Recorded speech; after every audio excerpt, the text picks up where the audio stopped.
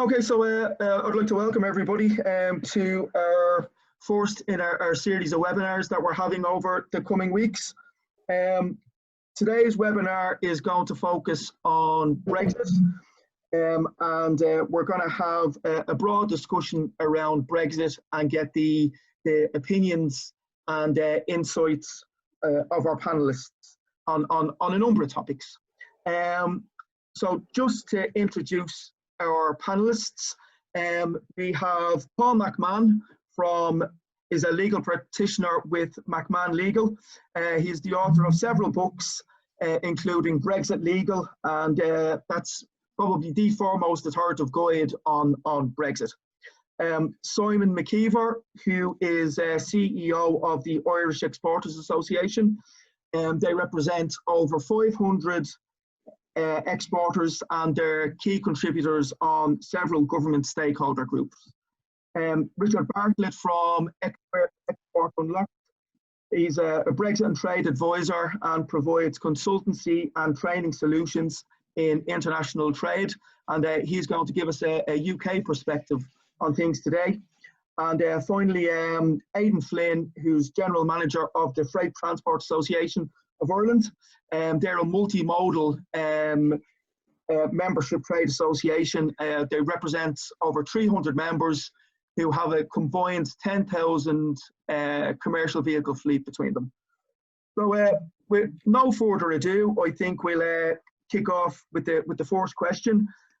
How well have the Irish and UK governments prepared for Brexit to date, and what have their biggest mistakes been? And Simon, we might ask you to kick off on that one, please. Sure. Good evening, everybody, and delighted to be a part of the webinar this evening. Obviously, my insight will be more on the Irish and the EU side of things. I think the Irish government, by and large, has done a pretty good job in very difficult circumstances to get us as prepared. I don't think it's possible because I think COVID-19 kind of got in the way in the middle of all of that. Certainly our engagement with government and with our key stakeholders in government, Simon Coveney being probably the key one in that, all our concerns that we have raised have certainly had a very willing ear, and we would certainly feel that we have fed into our concerns into the discussions and directly into the government at the highest level. I welcome the bill yesterday, or the measures that were taken by the Irish government, that is. What concerns me in it all is that we're in a very acute time period now. So we have just come out of, well, not even come out of, but it's like the old rhyme, the grand old Duke of York. I think Boris Johnson has marched us up to the top of the hill so many times already, and then marched us back down again, and then back up again, and then down. And when we were up, we were up. And I just think there's this, companies have been letting this merry dance up and down. And I think going into the end of last year, I think companies began to look at other aspects of their business. And certainly we had been calling out that we needed to keep the tempo up in terms of training, in terms of the messaging that was going out. And then along comes COVID-19 and everybody drops everything except for how do you deal with that. I think as a society, we're learning to live with COVID-19. I think companies are learning to work with COVID-19. But I can certainly say that the publication of the UK's Internal Market Bill has absolutely, set off huge alarm bells in companies. I spoke to about 25 of our members on Tuesday, and Brexit is now number one, absolutely number one by a clear margin. COVID-19 has gone down, but trying to prepare and re-prepare, for Brexit is very clearly in the mindsets of companies, and they're extremely worried about the measures taken by the UK this week. In terms of, I think, when you look at the kind of measures that the government has put in place in and around the ports, and you compare that to what's happened in the ports in the UK and very little activity over there, the UK government clearly giving itself an extension of 6 months is not ready in any way, shape or form. And we are certainly a lot more ready than they are. Are we 100% ready? Absolutely not. Are our companies 100% ready? Absolutely not. And you know, we need to be cognizant that whether there is a trade deal or there isn't a trade deal, the trade will be different. At a very minimum, you know, customs procedures, health checks, and that will be there. And I think we have a serious scarcity of customs skills in the country, and I don't think we will get to a point where we will have everybody that we need to have ready. And can I just give a call out to the SkillNet Clear Customs training program, which was announced in the measures there yesterday. And hands up, we are a training provider to them, but it is free training for people. Please visit the website and look that up and register for it. A number of companies that did training last year have said to us they need a refresh on it because they've been involved in so many different things. So look, I think we feel we've certainly been listened to by government. I think the government had a difficult job in terms of how do you get that message out and make sure it's absolutely listened to when companies are struggling to deal with COVID-19. And certainly we have been calling it out since the end of May, beginning of June again. So that's it for me. Great. Paul, your perspective? I think the Irish government's done reasonably well in the circumstances. Like, this is an unbelievable challenge, really. I mean, COVID's kind of severe, but this is severe just in different sectors, because it's rolling back 50 years. So we've all grown up with a situation where you can move stuff across the Irish Sea freely, and that's changed, and that's just unbelievable. You know, every time you move goods, the smallest thing, you're talking about making 2 tax returns in advance. And that's a huge change. That's going to disrupt a lot of businesses, I think. Unfortunately, it's going to make some businesses just that are viable now, or someone's carved out a niche, just not viable anymore. So it's really, really challenging.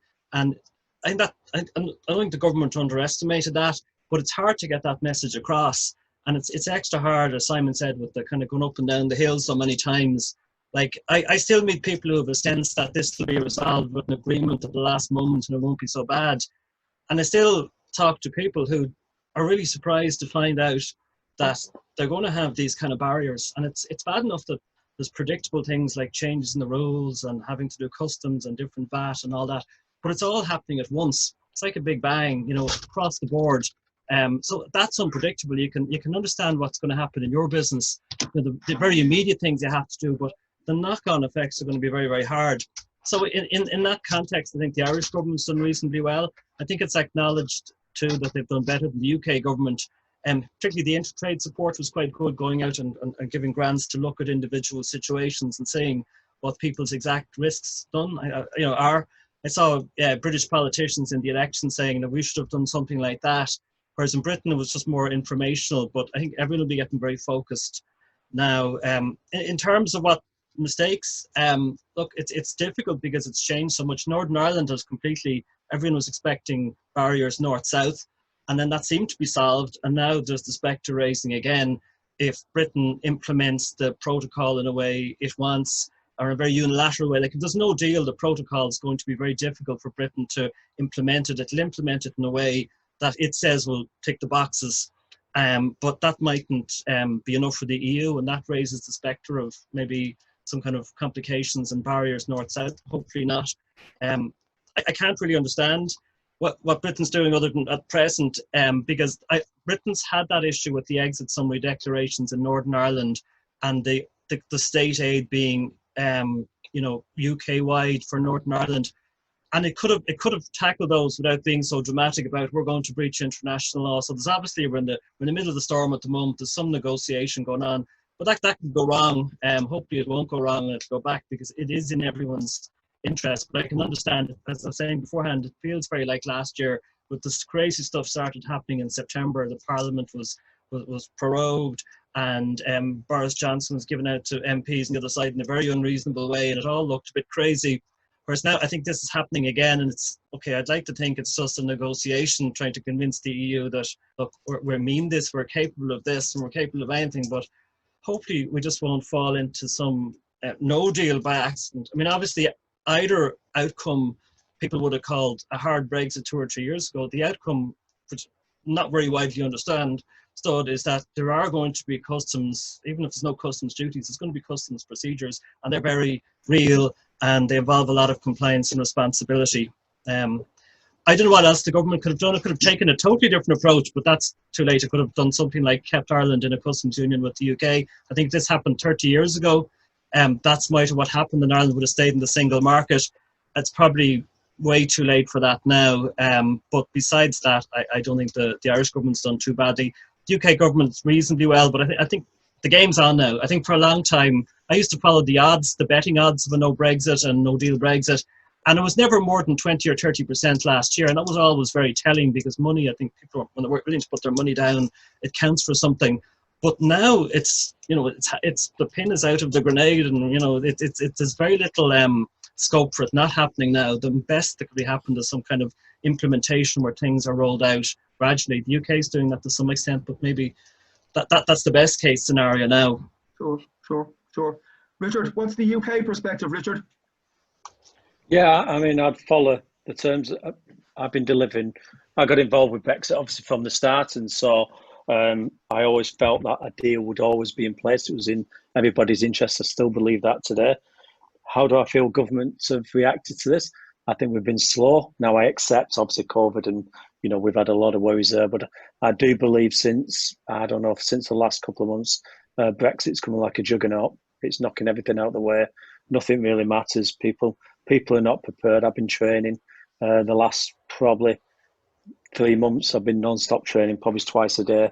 And just to give you an illustration, just even from and I know Aidan's probably going to mention it from an Irish perspective, but from a UK perspective, we've got some training, some hauliers that are facing declarations that they've never faced in their lives. I remember running a logistics business in 1988 and being out of Spain and having to do declarations then, and it all seemed, when we came out, that it was great. It was a free single market, nice and easy. Now we're suddenly going back to that, and just give you some ideas. This company is doing no declarations at all. They're a European forwarder. They're going to be doing 37,000 docs a month as of the 1st of January. It's an incredible amount of things. Have government done things right? I'm not over impressed, if I'm being honest, and that's just a UK perspective. I spent a lot of time in Ireland. I feel Ireland government has tried to support businesses. I don't feel the support's been there with the UK. And I would say there's lots of business. I was with a business today, a huge business, and they're not prepared. Because it's like you say, you run up the hill, you have no idea when is this going to happen, when's it going to stop. I thought the UK had every opportunity to have at least a transition period after COVID. They didn't accept that. They give us the import. They give us the import transition, which I felt wasn't correct. I think it allowed people to be complacent on that, and it allowed EU to have a bit of a footfall coming into the UK, whereas the British exporters had a bit of a nightmare, then still having to do declarations. So yes, I think it's a little bit too late at the moment. I'm hoping within a free trade agreement, which I really do hope will happen. And again, just to give you some ideas on imports, without a free trade agreement, some companies facing huge cost. I've got 2 companies where we're lobbying at the moment. We're talking £1 to £2 million cost on the bottom line as of the 1st of January. It's a huge cost to businesses, and they've already had to prepare for COVID, like Simon said. And now UK, we're very much in the dark in the UK. We have no idea where this is going to go. We're just hoping that Boris is playing a very good game and he's going to get a deal in place to put a bit of pressure on Michel Barnier. It'll be very interesting times, I think, the next few months, but there's no question there's funding there available. I know Simon mentioned the SkillNet in the Republic of Ireland, which is going to be happening, where you are now. I know I'm involved in some of that training with trade advisors. And again, there's as much training as possible out there, but are customs ready? I think there's a real lack of customs out there. The UK government are talking, and it really amazes me at the attitude in the UK, particularly on Britain, where they're saying that we can have 3,000, 4,000, 5,000 people trained up to do a customs declaration. As you know, Frank, this is what you do. It's not that simple. To be a customs, to be trained to be a customs, to do an import declaration, export declaration, you need to be fully trained. And, there's been no real understanding from government the pressures that's going to be facing the UK, particularly when we start doing declarations. Thanks, Frank. That's one of the serious pinch points. Yep. Aidan, from your point of view? Yeah, good evening, everybody. Delighted to participate in the webinar this evening. Look, I concur with what all the speakers have said to date. It is hard to believe that it's June 2016 when the referendum took place, and it seems like the long goodbye. And there was no doubt after the deadline in 2019 had passed, there was kind of a deep breath taken by everybody to go, at least we've a bit of time now. We'll take our time. We'll get away from Brexit as a topic. We've put a lot of work into it, and we'll get back to it early in 2020. And that's really what happened, coupled with the preparation for the election, the delay in forming the government, and obviously the COVID pandemic, which has had a significant impact and an ongoing impact on everybody's lives.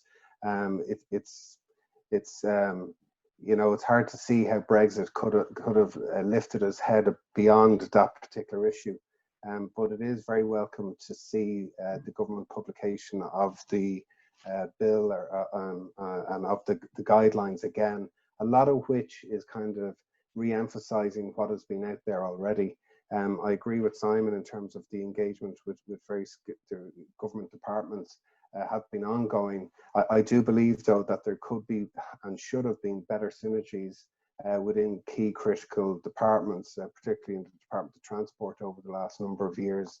I think in terms of preparedness, the infrastructure is built, but in terms of getting down to the actual traffic management flows, to the detail of how new technology systems are going to work, and synergies indeed within the supply chain to ensure hauliers are fully aware and up to speed in relation to what the new trading environment is going to be, you know, has been challenged on an ongoing basis. And it seems to be there are significant issues that are being left to the last minute.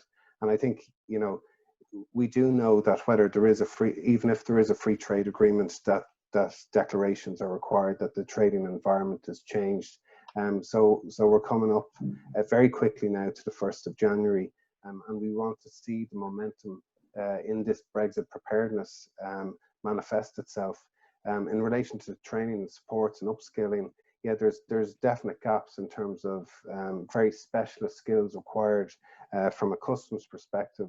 It is great to see the support and on the Clear Customs initiative, but it would have been even better if that initiative, when it kicked off last year, had continued as a program rather than being relaunched again, because, you know, it's going to take quite a bit of learning and then the experience of actually delivering on this particular issue to provide the competencies into companies.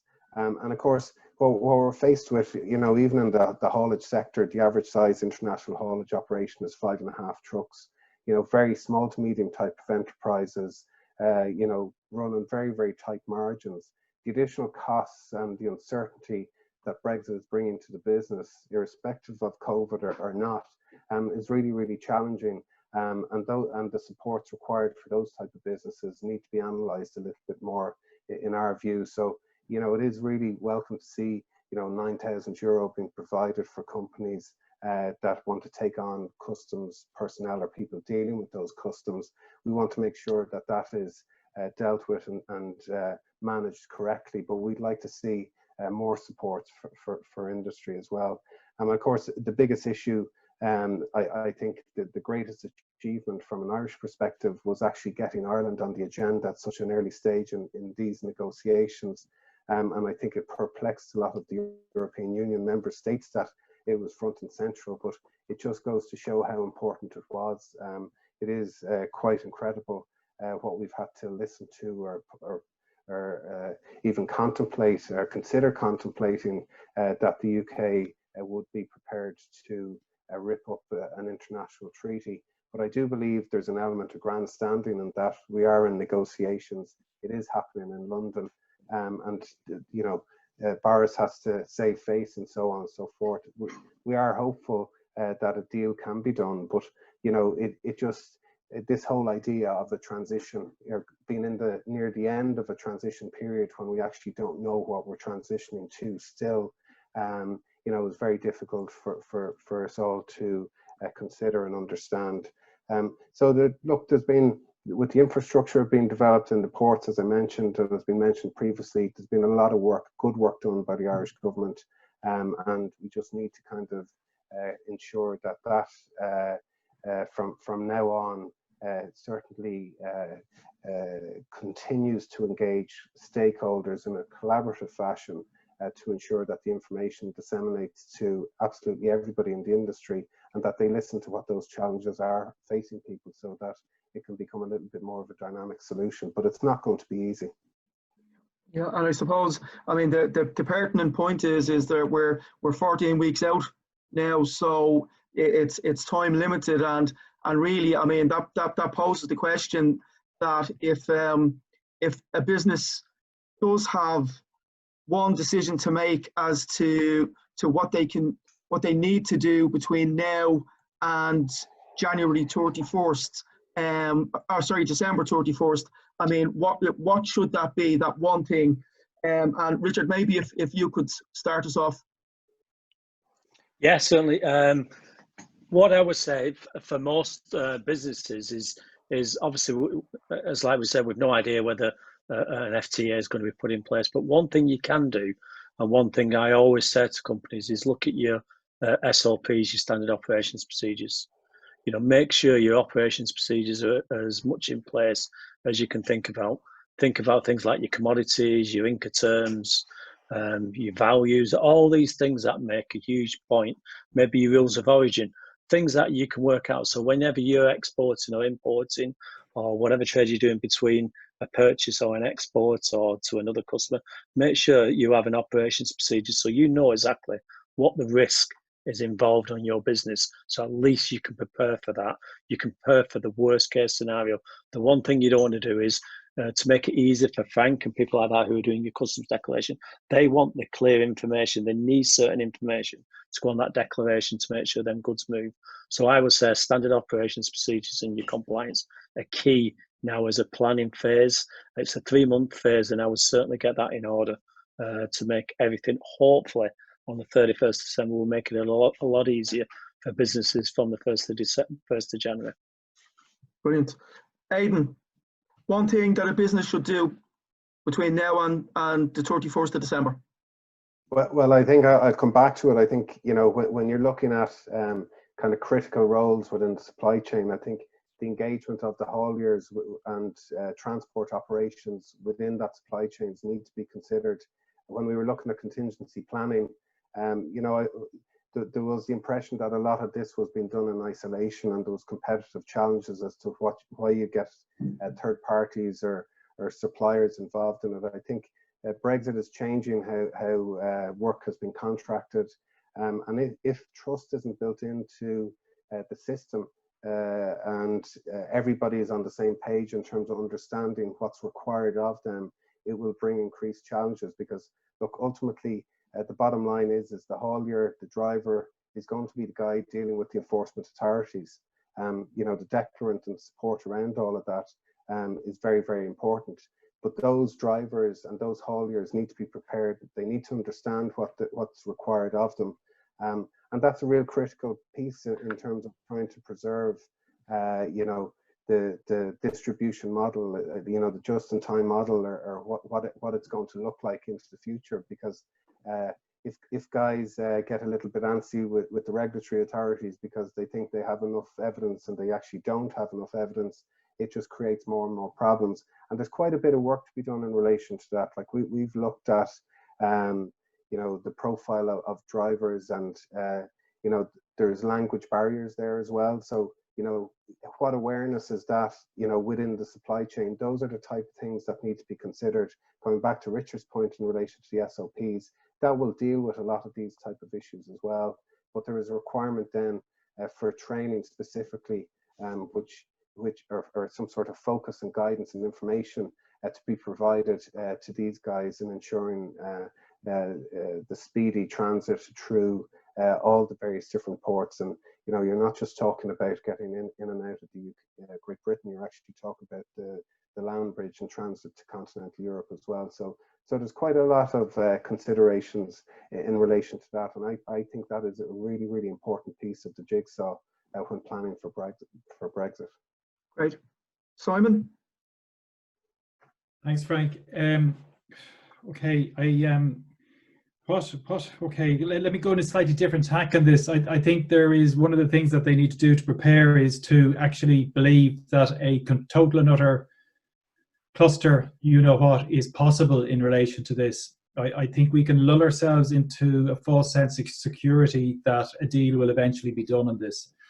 And I think if you listen to what's being said in Dublin and in Europe, I think up until Tuesday, and particularly last night when Micheál Martin's interview with Sky, you know, that was the sense. But that's a very different tone taken by Micheál Martin last night when he's not optimistic or less optimistic. And I think people need to be absolutely and utterly aware that within the upper echelons of the government in the UK and within the Conservative Party in particular, there is an element that are determined to drive the bus off the cliff. And there is that driving force is sitting in there. So in as much as all of us who are reasonable think that a deal could be and should be done, and that I think we need to be very careful thinking that that is what will happen, because we're all sensible people. So people need to realise that there is an element in the upper echelons of the government in the UK, despite, you know, people believing that Boris Johnson, because he's a politician, will eventually want to do a deal and will do it at the last minute. There is some very strong-minded, from very strong-willed people within the party who are determined to push the bus, to drive the bus at speed over the cliff. And I think there is a very real threat that there will be a crash out Brexit. So, you know, I think we're going, is this posturing by Boris Johnson, or, you know, is it not?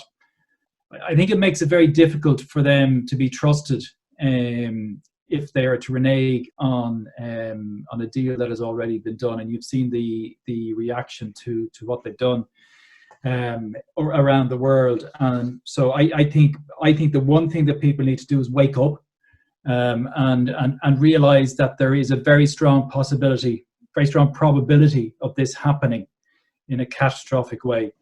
And from a simpler point of view, our concentration in this is getting ready to be able to deal with customs. I've mentioned clear customs, also our own training programs, the Certificate in International Trade. There is a huge demand for customs expertise. The second piece is routing. Very worried about the land bridge. I think people need to look at their supply chains, inbound and outbound. We're already seeing constraints in some inbound supply chains, in particularly the pharma sector and for metals. And I think people need to look at that, and I think they need to start looking at avoiding how they might avoid the land bridge and look increasingly at direct shipping to the continent. We're already seeing companies being much more open-minded towards that. We are seeing more shipping companies putting routes on, and I think as part of our contingency planning as a country, we will need to put even more on, because green lanes mean nothing in the UK, and our freight could very well get clogged up in British ports. So I think that those are two of the things. So I've mentioned three things. First of all, wake up. Second of all, customs. And thirdly, routing.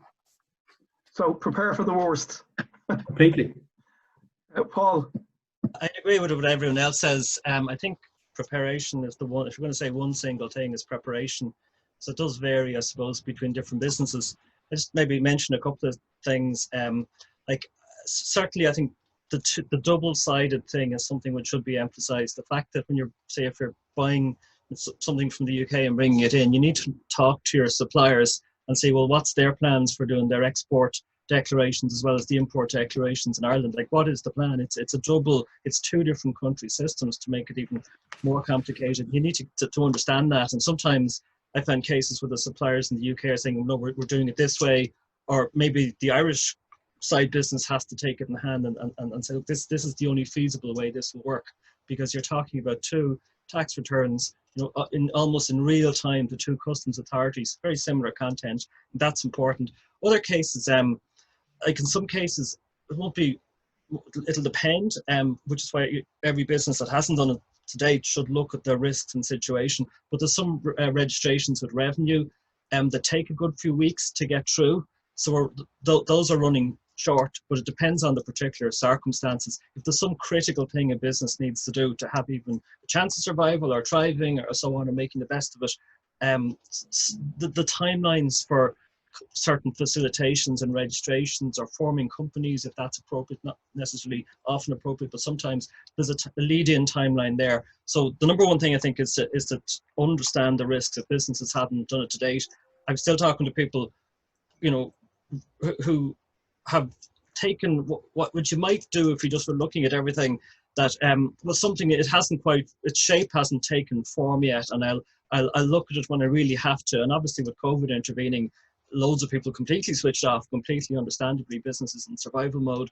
But I think it's not too late to wake up, hopefully in most cases, but certainly it's very much time of the essence now for businesses who haven't looked at the risks and the totality of what it will mean to trade after January, trade agreement or no trade agreement.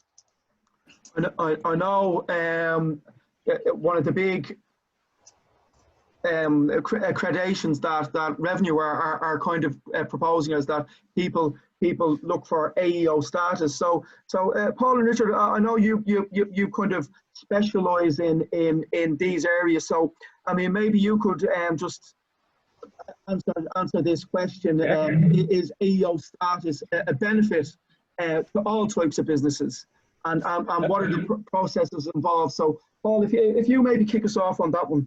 Well, I think it's not appropriate for all businesses, that's for sure, because it is a gold standard. It's quite hard to achieve, and you've got to qualify in certain requirements. It might be more appropriate to certain businesses, the hauliers. A lot of small businesses I would have dealt with, in nearly all cases, it's not really for them. It may be more for people providing services to them.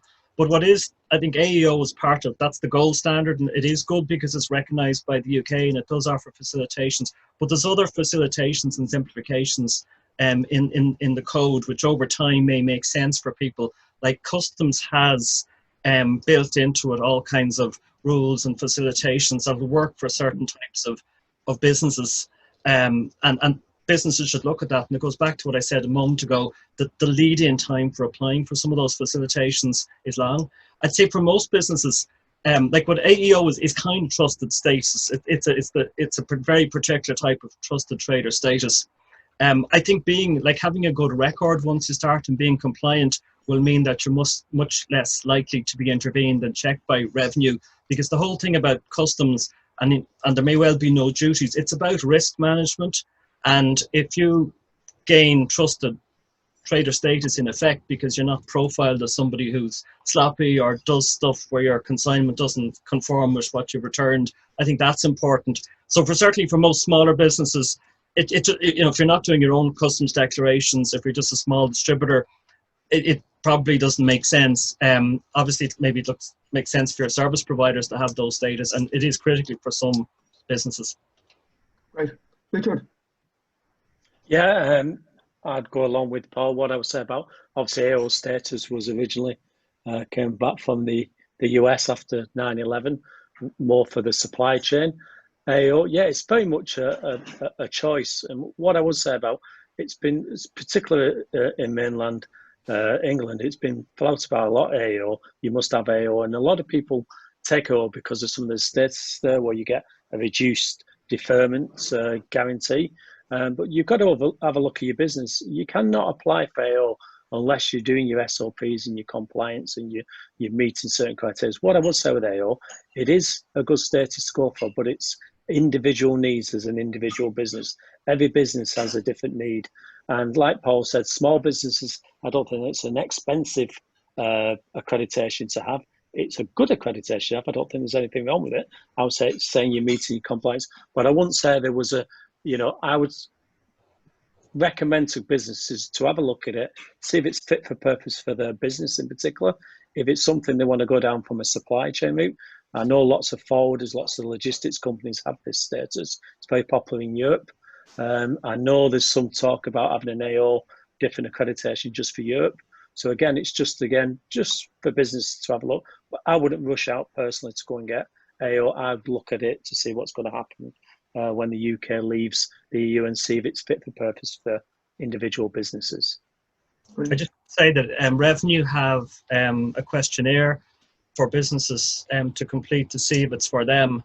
I think that's intended to screen out people making applications if it's just not totally appropriate, and that would be a good starting point. Is there still a 6 month lead time before applying for AEO before they come out to your business? I'm not too sure offhand, but I know there's quite a lead in, and you need a good record, and you need to be on the higher up the scale and quite organised and so on. Yeah, and also, thanks, Paul, you've got to also have exported outside of the EU. That's one of the statuses. So they are bringing in, hopefully, a new one. That'll be a European kind just for Europe. But again, they're looking at that, like Paul said. Please do not apply for AO status just for the kind of sake of the business, because what will happen is HMRC or Irish Customs will come round, they'll do the checks, spend quite a few days and you could end up opening more can of worms than you actually originate, the original idea. Get your compliance in order, then look at these things, whether you think AO is a good status for your business, then it's an individual choice. Right. Frank, just if I could just add, in relation to that, doesn't necessarily help for food and animal derived product type of trading companies. And just, is it a 6 month process? There certainly isn't enough time between now and the end of the year to start the process in relation to that. One of the benefits that does sit out there, which people might want to consider, is in relation to the guarantees and what might happen to guarantees in a post-Brexit environment if the shipment, like if you have a guarantee which is spread over 3 or 4 shipments that are in different parts of Europe and suddenly they get clogged, then you're potentially shipping stuff without a guarantee if you keep shipping. So you may need to increase your guarantee. And what are the views of the banks and other companies that would give guarantees at the moment with regard to businesses and post-COVID-19? Well, actually, we're not post-COVID-19, but just the economic environment at that. So it is a complexity. It does help with the guarantee piece, but I think people actually who have AEO may need to increase their guarantee going into a post-January 1st environment because of the blockages and delays. Well, we're having a webinar on the 8th of October, which is going to specialise in transits and comprehensive guarantees as well. So we'll have somebody on representing a company which provides surety bonds.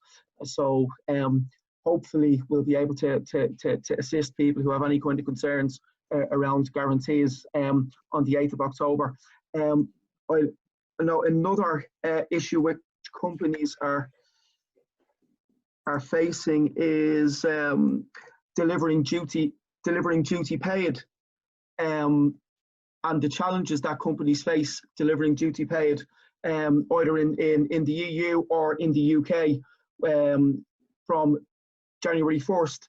So Aidan, maybe you could kick us off on that, on what challenges companies face delivering duty paid. Well, I might defer to some of the experts that are on the panel in relation to this, but just kind of finishing off on the AEO piece, like I think it is important to consider that there was a movement at the very start of this process that it was, going to be the savior for everybody and all companies, but the reality at the minute, and getting back to your query about how long is it taking to attain it, there still is less than 300 Irish companies with AEO status, and that's really only up around 100 companies since the start of this Brexit process. So there has been, our understanding is quite considerable interest in the AEO, but actually attaining it, as mentioned earlier, is very, very difficult for people. The other point, and I think Richard has made this quite a number of times already, is anybody who's contracted by an AEO is supposed to be audited by the AEO party to ensure that they meet the criteria. And the understanding and the rules and obligations within that is new to a lot of people. So it's one thing attaining AEO, it's actually keeping it is going to be even more difficult. And that's a real challenge in terms of preparing for this new trading environment, which, as Simon mentioned, you know, you do have to prepare for the worst. The inevitability about all of this has always actually been there, because they are leaving and they have left, and there is change coming. In terms of the Incoterms and delivered duty paid, I think the only comment I'd make really in relation to this is, you know, the trading environment is changing. You know, everything has to be assessed in terms of looking at the risk management status and the exposure that's there for, you know, the seller taking on all the risk, or the buyer, sorry, the seller taking on all the risk in relation to this. This is all changing and has to be reviewed. The contractual arrangements need to be referred to, and it is quite likely, you know, and inevitable, I suppose, that the competitiveness where there is divergence from rules and divergence from the UK perspective in terms of seeking cheaper prices on goods and various different things, may all of a sudden make exporters a little bit more challenged in relation to that particular marketplace. You know, suffice to say that there is an awful lot at stake, I suppose, in relation to operators and having to take on all these challenges. It's very, very important that they do get specialist advice and guidance in relation to all of this now. If they haven't started looking at this now, they need to be reaching out to experts in this particular field and understanding exactly what their exposure is in relation to these particular issues. Yeah, Simon? Well, I suppose the first thing to say is in relation to Incoterms and that, just remember that for companies that are already trading with other countries outside of the European Union, they're already dealing with this on a basis. It is for those companies really that are only kind of solely trading within the EU or with the UK that will face additional challenges, and I believe that there will be methodologies put in place to actually to deal with this. I think Richard or Paul are probably better placed to answer the question in more detail. Great. Paul? Yeah, and then I've come across people who've looked at this as their only option. Like effectively, what I understand this to mean is you're going to keep supplying, if you're an Irish business, keep supplying in the UK, bringing it to the door, taking full, not alone export responsibilities from Ireland, but import responsibilities into the UK. And I've also come across UK businesses who've been told by a lot of the big retail giants and so on that they want these terms continued in Ireland after Brexit. So they've had to do the equal and opposite. But it effectively, delivering duty paid implies that you not alone export, you import into the other jurisdiction. Now, that raises all kinds of complications, because generally to import you need to be established or have some agent in the other jurisdiction, and it means doing the import declarations. It also means a different VAT treatment. So instead of business to business, say cross-border, being zero rated, effectively you have to zero to your own entity in the UK and then sell with local UK VAT. And it might mean having to have a company if you're an Irish business in the UK. It might mean having to have a company in Ireland if you're a UK business. And that then opens the door on that you're going to have to do certain company returns, corporation tax in that jurisdiction, and certainly more costs without a doubt. I can understand businesses saying my customers won't do this import declarations, they'll go somewhere else. So some people who are saying, you know, these terms are saying this is my only chance of keeping the business going, but it is challenging to do that because of just the way customs work. Now hopefully there may be some facilitations to some possibilities in the customs code, but it is quite a challenge to do that, because you're doing both sides of the equation, and the other side, that the buyer is wanting no change, but there will be change, but there's going to be costs no matter what. Richard? Yeah, I would say Incoterms 2020. I would under no circumstances even contemplate on exporting under DDD terms. As Paul and the team have said, I do a lot of trading on Incoterms. The risk involved are huge. You're not only taking as the exporter, you're the importer. If you're going not just into the UK, but into Europe, possibly. I know it's different if you're in Republic or wherever, but if you're going into the UK, if you're not registered there, you're going to have a VAT bill. Lots of issues there. Who's the importer record, who's not? If you're shipping outside of the EU and going into other countries, be very, very careful when using DDP. In some countries, it's not allowed to be the importer record, and you could end up having goods stuck there. Again, your Incoterms, it clearly states on who does the declaration. So if you're doing a lot of X works as an exporter, it'll be the responsibility of your importer to do the declaration, and in most cases, they won't be in that position to do it. So you could consider doing FCA. If people are still pushing and pushing a lot of pressure on the DDP, try and change the terms to DAP, get them to pay the duties and the VAT, and then just do a deal with them on the duties. A simple way. I think you've got to be very aggressive with this and not just be beholden, because whatever your contract is agreed, you must stick to that, because it will come back to haunt you. So be very careful. And if you want your people still to collect the goods from you, and you want to have controls over the declarations, do FCA your factory. That means you'll do the declaration, you'll be the exporter record, and it'll be the responsibility for the haulier then from the buyer to go in and collect the goods from your factory. So could the reality for a lot of smaller Irish producers who are selling into the multiples in the UK, if those multiples demand delivery duty paid, that they just have to walk away from that business? I think so.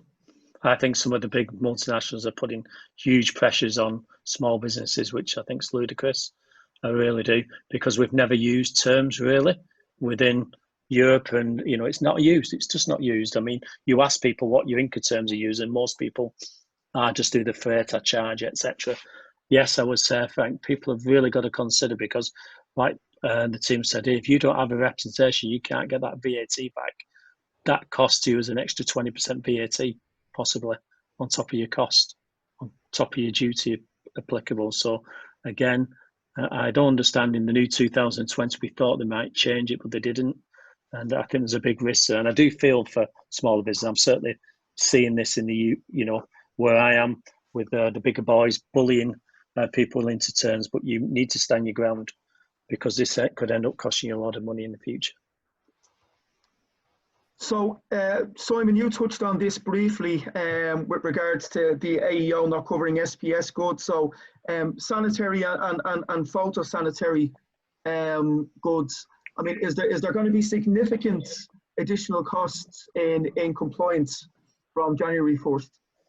Well, let's start by talking about that in the round. So, if there's no trade deal, if there is a trade deal, we still have customs declarations, okay, and that is both a pain, it's time consuming, and there is a cost in relation to them. There will be increased phytosanitary checks, and there is going to be issues around compliance with country rules and regulations, some of which we still don't know what the UK is going to be. So there is a cost in relation to all of that. If there is no trade deal, then you obviously will have tariffs and quotas sitting on top of all of that, which will particularly impact our agricultural food market, potentially putting an increased cost of about $1.5 billion on top of that. So you take that, you take the last section we just covered about what will happen in terms of how Incoterms and that are handled, and Irish goods suddenly become much more expensive in the UK, and then you add to that an exchange rate potentially that is going to move against Europe, the euro, from an export point of view, as in the pound is likely to weaken. There is also a lot of analysts talking about the euro strengthening over the next while, in any case anyway. And and I'm not saying this as an expert in the field, but I did trade currencies for quite a long time, and my sense is that from a competitive position, the UK could possibly negate some of the costs of tariffs on their exports and other costs by a significantly weaker pound. We won't have that advantage, and I think there's a few factors that are going to move the currency potentially sharply against Irish exporters. I don't know if that answers the question, but I just think that is it going to become more expensive? Yes, for very many reasons. Great, Aidan. Yeah, look, I agree with Simon there. I think, that there's the considerations in terms of border inspection posts where live animals and agri-food comes into, where it goes into in terms of the UK, in terms of the regime in the UK having different controls perhaps for a period of time after January compared to the control measures that have been put in place in Ireland and other EU states. Creates more confusion within the sector as well. There is going to be significant costs. There's also going to be significant costs for non-compliance. It's understanding all the new health certification and the demands for checks at the ports and ensuring that they're adequately resourced, that the enforcement authorities are adequately resourced. When you look at the volumes of traffic currently in and out of Dublin Port, for instance, it was in, it's been highlighted already. I mean, there's nearly 1 million roll-on, roll-off movements every year over and back. So there's well over 1,000 trucks in and out of into Dublin Port every day. It's significant numbers. You look at perhaps, and this is something that was highlighted in the Irish Times yesterday, that the Department of Agriculture's own analysis says that perhaps nearly 42% of that traffic, has some sort of agri-food on it, and there's significant physical checks requirements in relation to that. So, look, I mean, again, going back to the tried and tested piece, that needs to be looked at and analysed. We are importing, are reliant, like 20% of our imports are coming from the UK, from Great Britain at the moment. So we are quite reliant on that marketplace for imports, certainly not as reliant on export as an export market.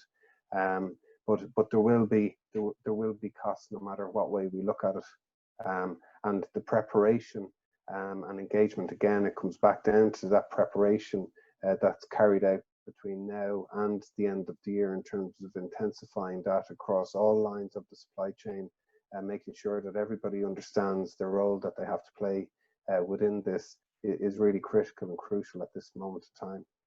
Great, Richard. Yeah, I think if I'm just hearing it right, particularly on phytosanitary, obviously not helping having the new IPAS system being implemented at the moment, which is imported products and animal food and feeds, remember it rightly. Again, that puts enormous pressure on the team of Aidan, to be honest, because looking at IPAS, I've been doing quite a bit of work with IPAS, and I'm not too sure how this affects, obviously, the public going into the UK. But from a haulier's point of view, just doing the iPads, you've got to give 24 hours notice. You've got to put the vehicle number on there.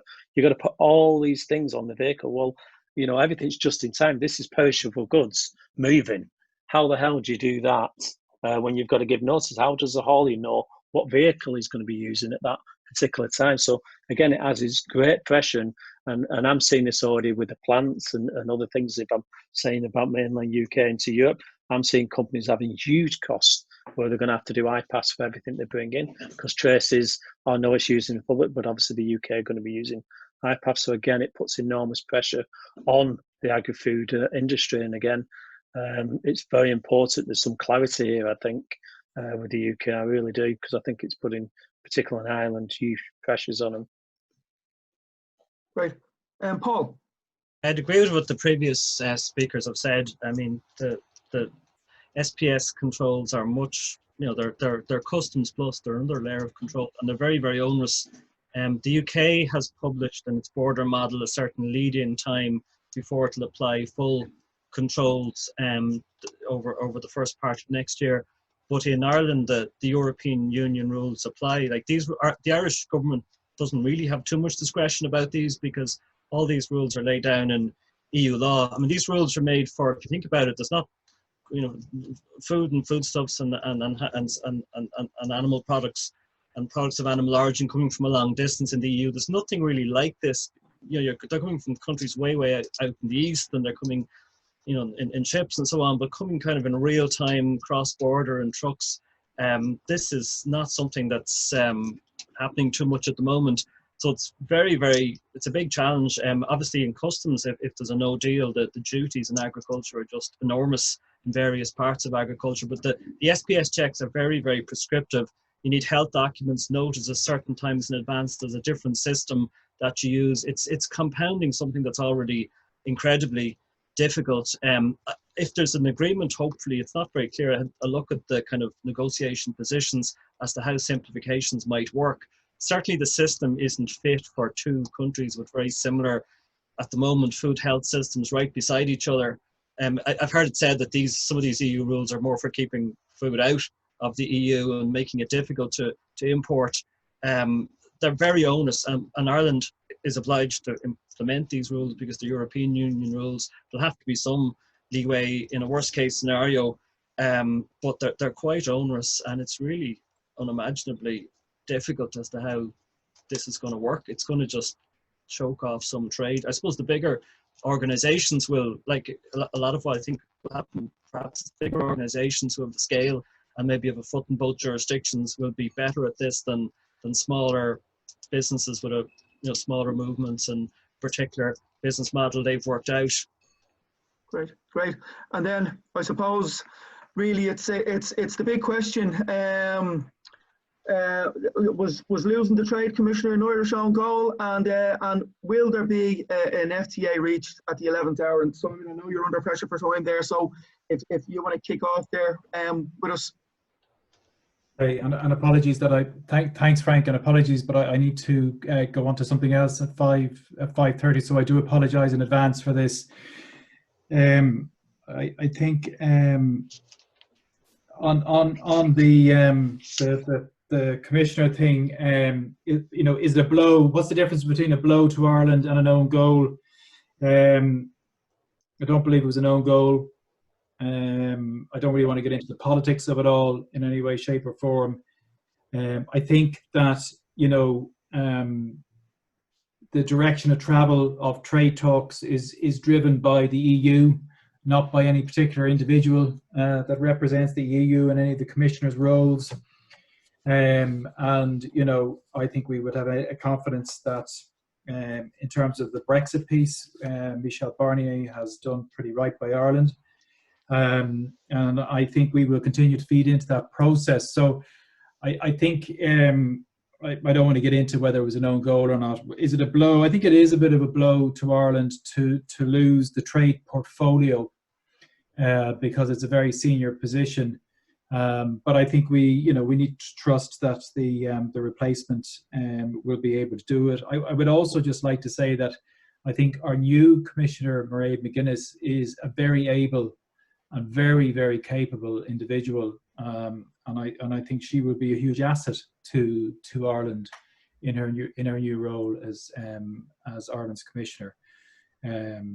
So, I think the trade agreement is decided by by wider than just one person being the trade commissioner's role.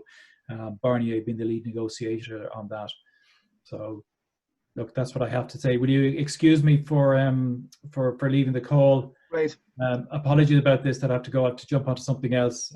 But thank you very much for inviting me. And thanks for your contribution, Simon.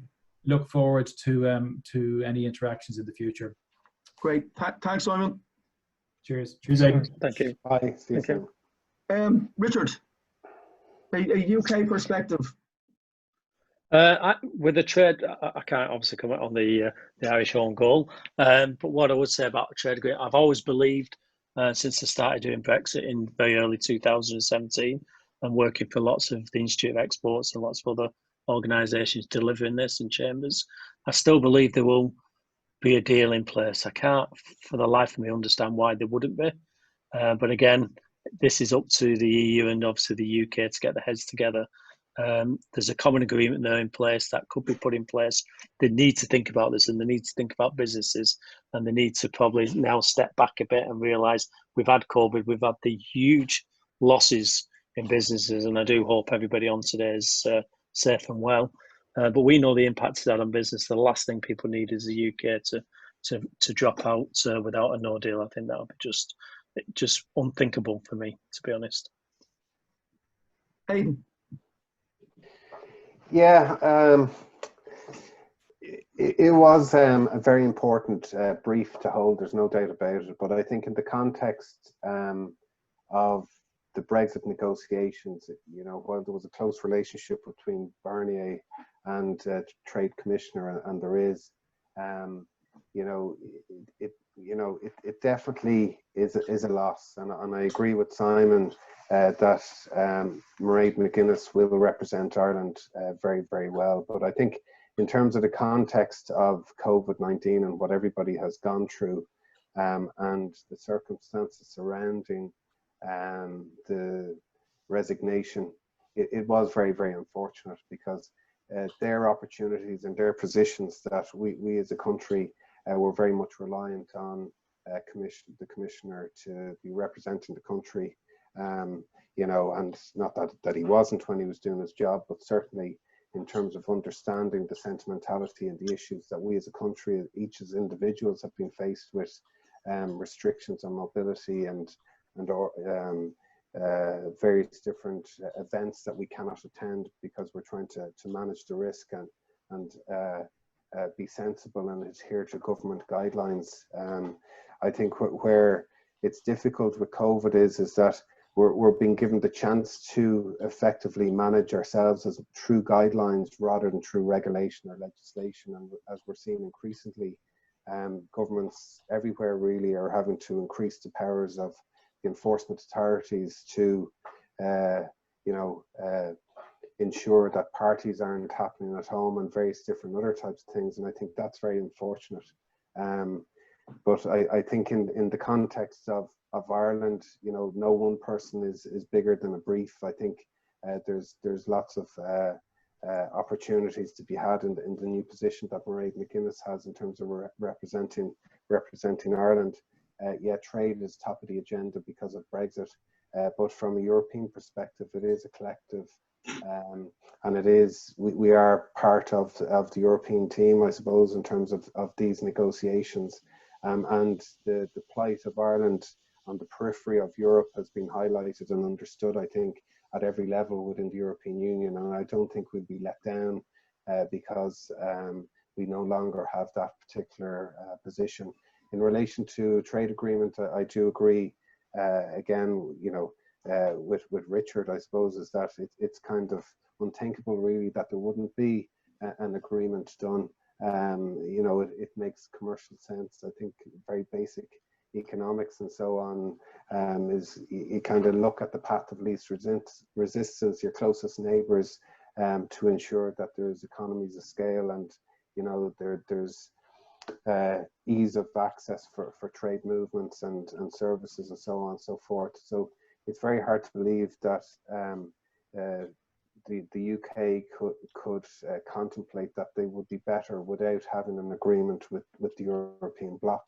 Having said that, we're in incredibly incredible times. None of us would have expected what COVID was to bring at the start of the year, and we just have to get on with it. But I mean, the key focus for everybody really, and this has always been the message, is prepare for the worst. I mean, it's a well-used, well-termed saying, and we're down to the 11th hour. So I mean, the message really is if there's gaps in your contingency, if there's uncertainty in relation to what you have to do, you need to reach out to experts like yourself, Frank, and other experts, and utilize associations and work collectively to you know, define what you need to do as a business to stay viable and sustainable at the next phase. Brilliant, brilliant. Paul? Yeah, I think it was an unfortunate kind of event. I mean, I can understand why it happened in terms of resignation. I think maybe in Ireland, it wasn't quite appreciated. In Europe, when you're a commissioner, it's like being in a government. You're not supposed to be representing your country. I know in reality, that's the way we look at it. I mean, there was a Lisbon Treaty 13 or 14 years ago where there weren't going to be a commissioner per country, and Ireland rejected it. And this was one of the concessions. They went back to being a commissioner per country, but they're not supposed to represent their country. They're supposed to be kind of independent. So the idea, it was a bad precedent. I think the EU might have been resented at some level. The idea that a government could call back their commissioner and appoint a new one into that's not the way the EU is set up. And I know there was some resentment about that. But that said, the Mairead McGuinness is very competent, and she's a very prominent for Brexit. I saw her on Question Time in the UK and in numerous programs. So I presume she'll do a good job. As other speakers said, the trade commissioner is important. I think Phil Hogan was highly thought of and influential. He might make some difference at the margins, but for the most part, this has been negotiated by Michel Barnier and the team, and really in terms of the difference to the text and the differences that'll happen, it wasn't really the trade commissioner's thing. Certainly he would have been very influential and important. In terms of whether there's a trade agreement, I agree with everyone else. I mean, it's in everyone's interest that there would be a trade agreement, and I would think eventually there would be, but if there wasn't a trade agreement for a period, there could be an awful lot of damage. I mean, a lot of businesses might go over the edge and mightn't recover, and just mightn't be in business if we went through a period of chaos when there was no trade agreement. Obviously, at the moment, a lot of people think maybe the UK wants to look at, I mean, obviously if you're in negotiations, you have to look as if you're able to walk away, and there's a bit of that happening. So they have to look very plausibly like they're going to walk away, and that's certainly an aspect of it. I'd also echo what other people said, that it depends who you are. For some businesses, the changes with a deal and no deal aren't as much. I mean, it depends on whether there's customs duties in your sector. I think those direct changes mightn't be as big, because you're going to have to take on the customs and processes in most cases. For other businesses like the SPS and the agri sector, that it's a huge difference because the duties are huge, and there's lots of other businesses where the duties are quite substantial. I think a no deal would have a kind of overall across the economy chaos and more knock on. It's going to be kind of unpredictable, like this Big Bang thing in any event, even if it's just the lighter version of Brexit. But the no deal version would be even more unpredictable in how it might spin out. I might go back. I mentioned earlier looking at the betting odds last year. I haven't looked at them this year. They change from day to day. Like, who knows? I've heard people on the podcast over the last couple of days talking about it's 50-50, and some people say, oh, I'm convinced it's not going to be a deal, and other people say, well, it has to be. So, it's just in the air. But I would say black at this stage. For so long last year, when it looked very serious, the betting odds never had it going more than 20, 30, 40%. Now the exit's inevitable, and there might be some little bit of transition or ease the far side, but there's something very significant inevitable now. That's the difference with last year. Great. We just have a few questions in, guys. If you can give me 2 more minutes of your time, and I'll just throw it open to the group. At this stage, is it realistically feasible for an Irish SME to plan to complete their own customs declarations come January 1st, or is it just best to outsource? Whoever wants to say that. I don't mind. I would say, obviously, I'm doing lots of declarations training. It's how confident you are, and it all boils down to how many commodity codes you're doing. So on your business, you have to look at, if you're doing a full vehicle with one commodity, it's feasible. You could probably do that yourselves. But if you're doing lots and lots of different commodity codes, again, fully understanding what we just talked about here. If you have health certificates, box 44 is a killer, because you need to know exactly what needs to go in there.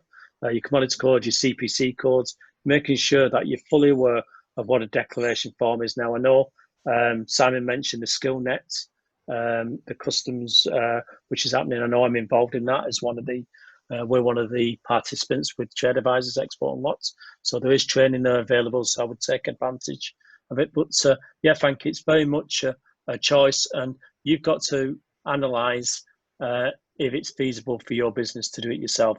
But I would certainly say, and I'm sure Frank will agree with me, it depends on how many commodity calls you're doing in a week. If you're only doing one, yes, it is. If you're doing multitude and you're doing lots of groupies, lots of shipments, leave it to the experts, is my saying.